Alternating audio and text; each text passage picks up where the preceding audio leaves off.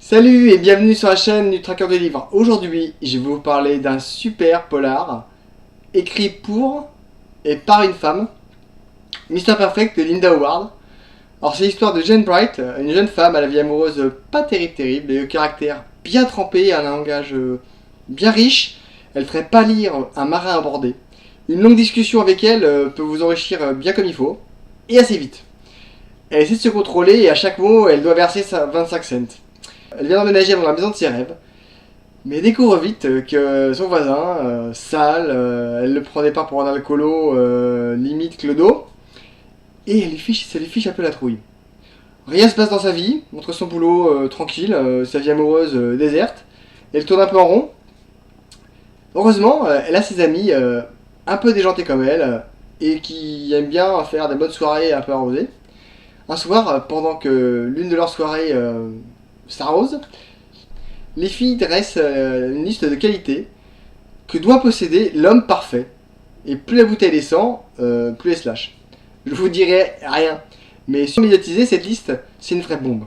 Les hommes râlent, les femmes se marrent sous cap. Et ça leur amène pas mal de célébrités, mais aussi pas mal d'ennuis. Donc c'est une liste qui regroupe l'homme parfait. Non, je vous dirai toujours rien. Mais la vie de Jen devient possible. Ce qui devait être une plaisanterie pour les proportions nationales. Et c'est là que le voisin est utile. Parce que quand cette blague devient un vrai problème, le voisin est bien utile parce que, bah, avec cette soudaine célébrité, il y a un harceleur qui s'en mêle et l'une d'elles se fait descendre.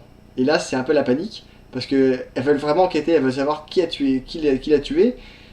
Et là, le voisin, qui est flic, et ben il s'en mêle et il aide. Et puis Jane, elle se rend compte que ce garçon là, il est pas si vilain que ça. Et là, c'est des quiproquos, c'est des dialogues qui fusent dans tous les sens, ça taille, ça. Moi, c'est vraiment un très bien fait, très bien écrit. C'est sexy, drôle, trash, un chouille coquin. C'est une belle surprise parce que l'ensemble de l'écriture est vraiment bien fait. Il y a une conjonction de choses qui font que ce bouquin, on en sort avec le sourire. C'est une tâche qui est rondement menée. Vraiment un livre surprenant, sympa.